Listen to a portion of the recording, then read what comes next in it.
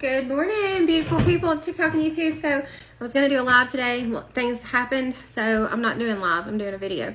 And I'm going to try to do one every Saturday morning on health and things you need to know to help with getting your most out of your workouts, out of your diet plans, out of whatever else is going on that you're trying to accomplish, because a lot of people get stagnant.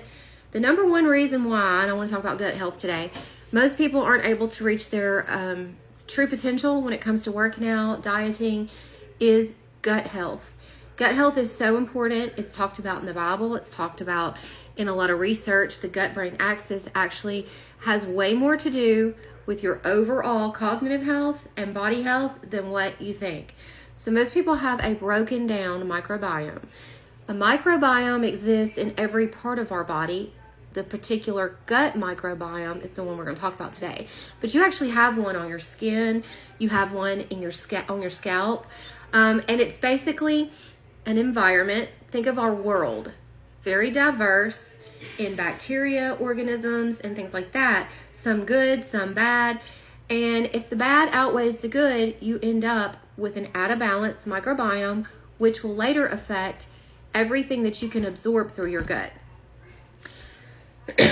So most people in our modern American Western diet are consuming foods that are actually toxic. So that's one thing.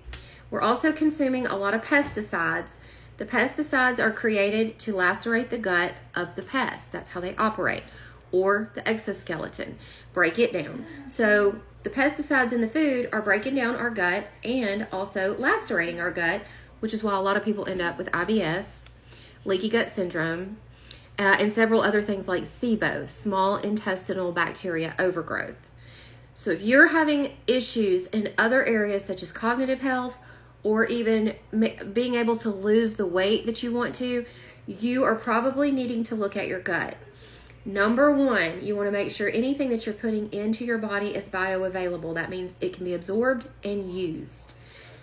Number two, you want to make sure that your gut is in good condition.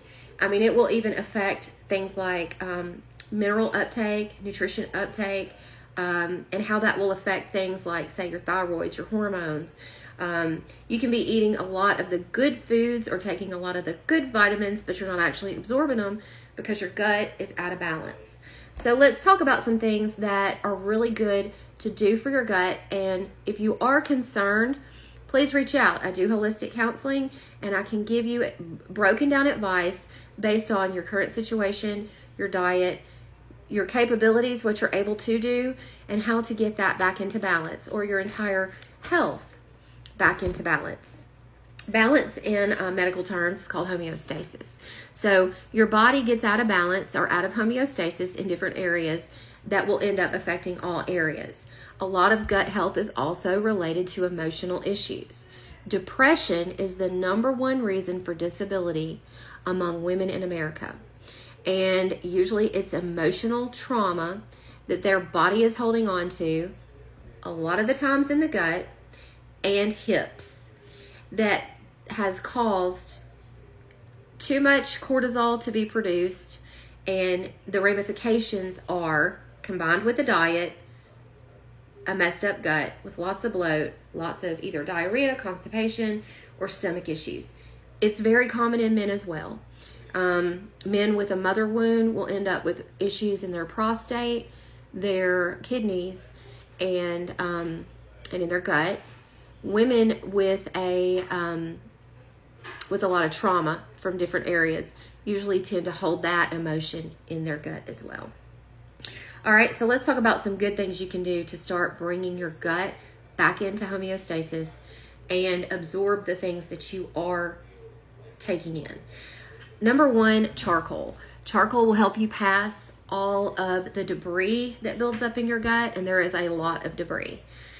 Charcoal will help cleanse, it purifies, it detoxifies, and not only when you absorb it through your gut, it will go through the entire body, through your bloodstream. So charcoal is probably one of, and it was mentioned a few years ago, but it's kind of been overlooked for a lot of other things.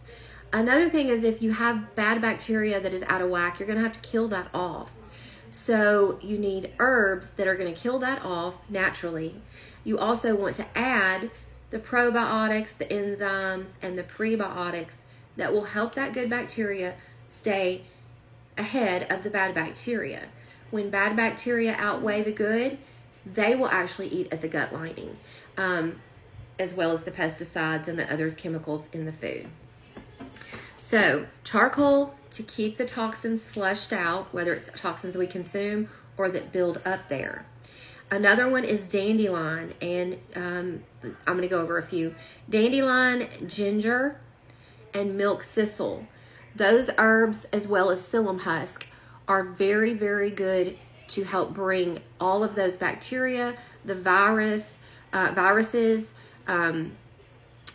anything that's residing in your gut that is causing it to be out of balance. The overgrowth of bacteria, the viruses.